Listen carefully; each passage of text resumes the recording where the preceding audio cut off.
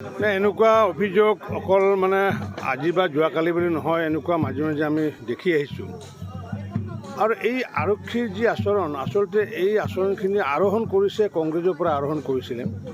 কাৰণ কিয় ভাৰতীয় জনতা পাৰ্টীৰ চৰকাৰ অহাৰ পিছৰ পৰা যথেষ্ট তেওঁলোকে সলনি হৈছে। তাৰ মাজতো এনেকুৱা ধৰণৰ ঘটনা আমি ঘটি থকা দেখিছোঁ।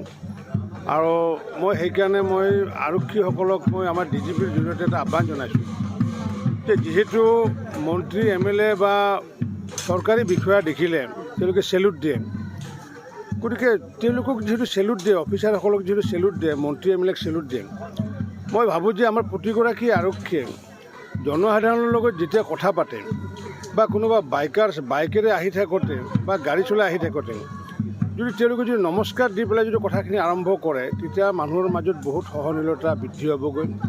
আৰু সেইটোৱে পুলিচ আৰু পাব্লিকৰ যিটো ৰিলেশ্যন, সেই ৰিলেশ্যনটো আগন্তুক দিনত ক্ৰমাগতভাৱে ভাল ৰিলেশ্যন হ'ব।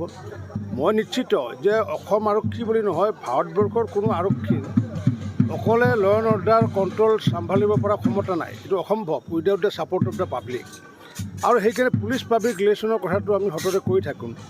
গতিকে পুলিচ পাব্লিক ৰিলেশ্যনটো ভাল কৰিব লাগিলে এতিয়ালৈ যথেষ্ট ভাল, কিন্তু আৰু ভাল কৰিব লাগিলে মই ভাবোঁ যে আমি যিহেতু মানুহক নৰৰূপী হিচাপে জ্ঞান কৰোঁ, নৰৰূপী নাৰায়ণ বুলি জ্ঞান কৰোঁ, আৰক্ষীয়েও যদি মানুহক তেওঁ বাইকাৰ্ছে হওক বা তেওঁ ৰাস্তাতে আহি থকাই হওক নৰৰূপী নাৰায়ণ বুলি যদি জ্ঞান কৰে, তেতিয়াহ'লে আৰক্ষী আৰু জনসাধাৰণৰ মাজত যিটো মতভেদ আছে বা যিটো সংঘাত, সেই সংঘাতটো দূৰ হ'ব। মই সেইকাৰণে অসম আৰক্ষীৰ সঞ্চালক প্ৰধানৰ জৰিয়তে আহ্বান জনাইছোঁ যে আৰক্ষীয়ে অন্ততঃ জনসাধাৰণক দেখিলে যি কথা নাথাকক কিয় নমস্কাৰ দি পেলাই যদি, কাৰণ জনসাধাৰণে যদি আৰক্ষীক নমস্কাৰ দিব লাগে, আৰক্ষীটো এনেকুৱা কোনো ভগৱানৰ অৱতাৰ নহয় যে আৰক্ষীয়ে আমিহে ভগৱানৰ অৱতাৰ, কাৰণ আমি নৰৰূপী নাৰায়ণ জনসাধাৰণ। নৰৰূপী নাৰায়ণসকলক যেতিয়া নমস্কাৰ দি পেলাই সম্বোধন কৰি পেলাই যদি যিকোনো কথা আলাপ আলোচনা কৰে, তেতিয়া মই ভাবোঁ যে পুলিচ আৰু জনসাধাৰণৰ সম্পৰ্কটো আগন্তুক দিনত অধিক ভাল হ'ব বুলি মই ভাবোঁ। যিহেতু মাননীয় মুখ্যমন্ত্ৰী ডাঙৰীয়াই নিজৰ প্ৰতিক্ৰিয়া ব্যক্ত কৰিছে সামাজিক মাধ্যমৰ জৰিয়তে, আৰু তেখেতে ইতিমধ্যে নাগৰিক থানা সমিতি যিহেতু গঠন কৰি দিছে, গতিকে মাননীয় মুখ্যমন্ত্ৰী ডাঙৰীয়াৰ কথা স্পষ্ট যে নাগৰিকক উৰ্ধত ৰাখি পেলাই আৰক্ষীসকলক লগত সহযোগত কাম কৰাৰ কাৰণে নিৰ্দেশ দিছে।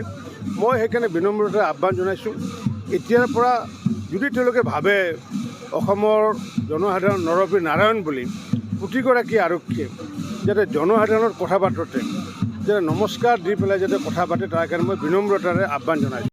যিকোনো খবৰৰ বাবে যোগাযোগ কৰক 7099017330 অথবা 70990173